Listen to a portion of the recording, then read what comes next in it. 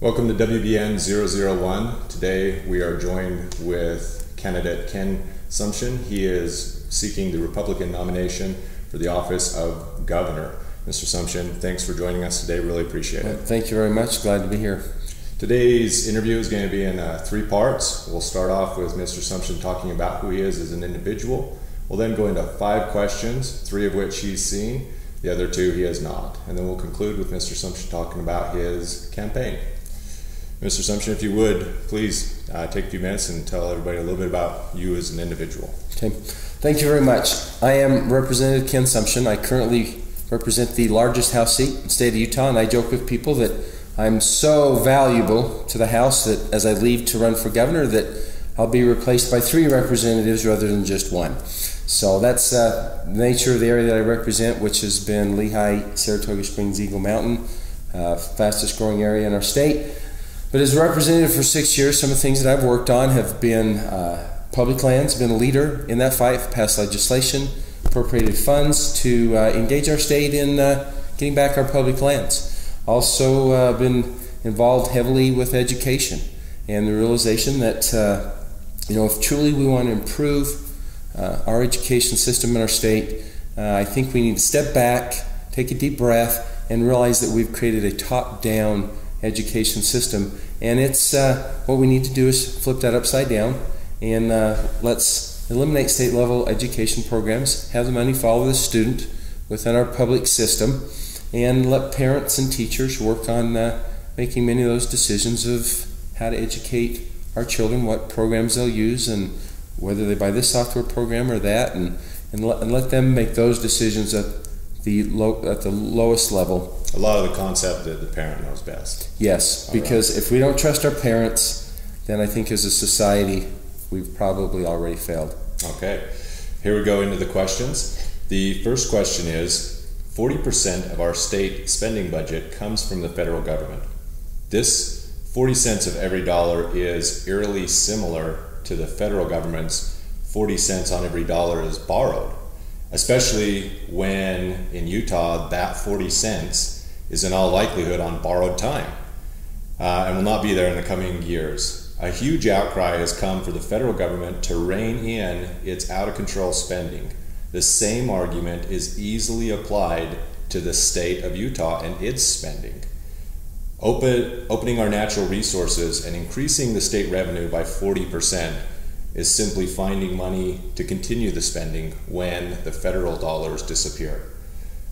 There's no cutting in that spending and the starting of saving if that's what happens. So the question to you is, how can we determine what areas of state spending must be cut, knowing that every area we look at will defend their existence and at the same time will kick and scream for any listener they can find in an attempt to stop the proverbial axe from falling? Great question. First of all, I'd put out there is to look at Representative Ken Sumsion's record on this very issue. As you recognize, of our $13 billion budget, over $5 billion is federal money.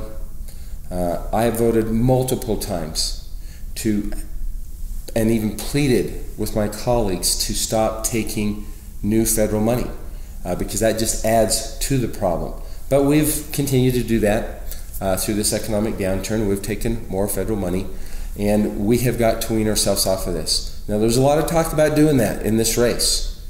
But I think if you look at my record, you'll see that I have made efforts to stop the state from taking new federal monies. As governor, I will be so proactive that we will work to reduce the amount of federal money that we're taking. And what I'm saying to our citizens is that this isn't necessarily going to be a super easy thing to do, because we're talking $5 billion.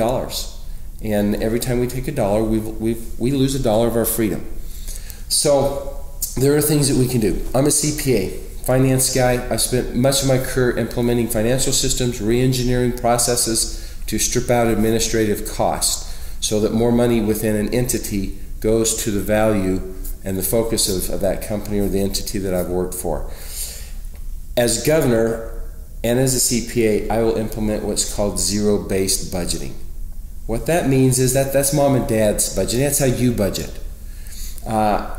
What that gives me the opportunity as the governor to do is to basically have every agency, every program come before Governor Sumsion, and they have to justify why, as governor, I should ask for an appropriation from the legislature. And that gives me the opportunity to say no. We're not going to ask for that appropriation, because I think some in this race have gotten complicit that we're doing great. We're number one. But that's number one compared to California, number one compared to Colorado or other states. But yet, here's how much federal money we're taking. But it's worse than that, because we have $3.8 billion unfunded pension liability. No one's really talking about that. And that number really is probably closer to $6.5 billion. So we have got to shrink the size of our government. Not just be satisfied that, hey, we're doing great, but we truly have to shrink it. And we do that by changing the methodology and process that we go through. And I think that is a lot of what came in this question, was that the arguments that are being made about the federal government of, like you said, with that pension issue, it's just eerily similar to when you hear about Social Security or these other areas that they're occurring within the state level. And the zero-based budgeting, that made sense. I know with a lot of people that they were talking. Let's go on to the next question. Should Utah lands, if used for natural resources such as coal, oil, and natural gas, fill the pockets of the state government, its people, and the megacorporations, or the people of the state? Now, typically the state, and in this case, such as Pennsylvania and its Marcellus Shale, is the big boss. And the megacorporations such as ExxonMobil, BP, Shell, Chevron, and even China National Offshore Oil Corporation, known as CNOOC, they pay to play. While people are given a job, there's an array of issues that are ranging from water to waste that kind of get put down for future generations to deal with. So the question that was wanting to be asked of you is the state going to oversee what some believe may be a state-run oil company? And if not, who is going to decide those who are allowed to produce and to what degree they are allowed to produce? Well, it's going to be very similar to what we go through now. We don't want to have a state-run oil company. That's socialism. Doesn't work. Just take a visit to Greece and see how well socialism works. We have many companies that are involved in this. Our resources aren't just simply oil. A lot of it comes into oil shale and tar sands. Very different technologies that have to be evolved. Different companies are trying to be the company that finds the technology that does it cheapest and does it most efficient with using the least amount of water in those processes. So, we can very reasonably, in protecting the environment and very responsibly, pick which areas that we will allow companies to come into to mine and to extract these resources. I was told that one of the oil companies in our state took environmentalists up on one of our bluffs and said, I'll pay you $10,000 if you can show me where there was 2 oil wells up here. Couldn't find them. So we can take care of our environment. We need to be responsible with that. And as a state, we have regulations and so forth in place, as does the federal government at this point. But certainly if we got control of these lands, then it would fall on our shoulders as a state to manage them. And we can. We do that now, and certainly we would do that going forward as well, to maintain that balance between protecting the environment and extracting these resources so that we have the economic benefit to our schools. And the other point there that's asked in that kind of multi-question it's a big question. is that we can't just grow government as we get this money in. First and foremost, we need to replace federal monies with these funds, but then we need to come back and we need to replace and reduce our taxes in our state by replacing with some of these resources. So that would be a good, responsible, limited government, and that's the approach that I would take as governor as we're successful in getting access to these lands. And on a side note, if I recall, the state agency involved that oversees the environmental issues is hands down outperforming the EPA.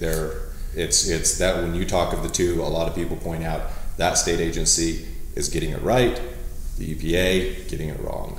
Yes, we DEQ is our agency that manages that, and we take on a lot of the responsibility of managing that ourselves so that the EPA isn't coming in here with federal folks that have much less concern about our state. Okay, on to the next question. This question is asked of all the candidates in the race for the governor's nomination on the Republican Party. The 10th Amendment to the United States Constitution reads, "The powers not delegated to the United States by the Constitution, nor prohibited by it to the states, are reserved to the states, respectively, or to the people. The 10th Amendment reserves to the states all powers that are not granted to the federal government by the Constitution, except for those powers that states are constitutionally forbidden from exercising." The question is, what federal programs do you believe have been the most significant failures? And in Utah's fight to regain 10th Amendment constitutional rights, and knowing these failed programs will become the state's responsibility, how do you, if elected as governor, plan on handling these federal failures that are dumped in your lap, so to speak? Yeah. Well, I would approach that in a couple different ways. One is, I don't accept the premise that they're just going to be dumped on us.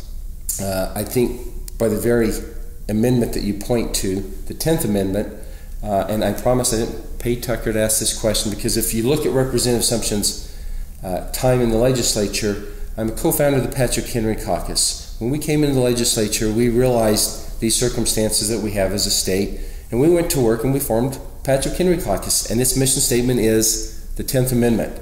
And so we need to exert our state sovereignty. Some of the programs that are failing miserably, Department of Education, Department of Energy, numerous agencies that bring a lot of cost to our state and bring very little value with what they're doing. And so, you look at education, let me take that as one example. We spend, $4.5 billion, all sources on education. We get about 10% of that from the federal government.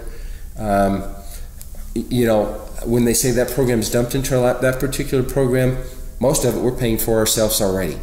So it would be a very small step, I think, for us as a state to manage the other 10%, although it won't be without some tough decisions and some sacrifices there to decide how to manage that. But particularly if we get access to our public lands, we can replenish those funds when this federal money goes away. And it already is. It's drying up. Okay.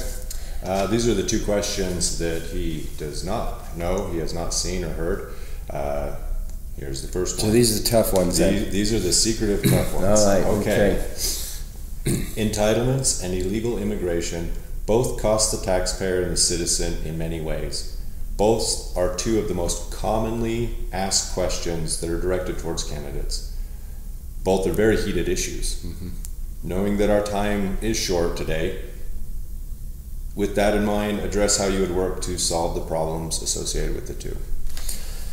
Well, I think we're going to get agreement from both sides of this issue, because it's pretty decisive. But I think where we can get agreement is to look at our incentives and our welfare programs.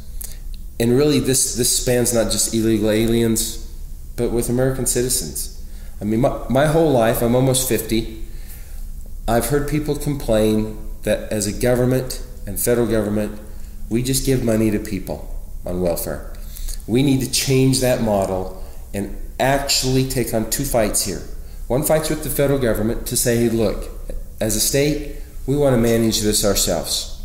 We'd like it to be dumped on us, so to speak. We want to manage it ourselves. The other fight is we need to change the rules.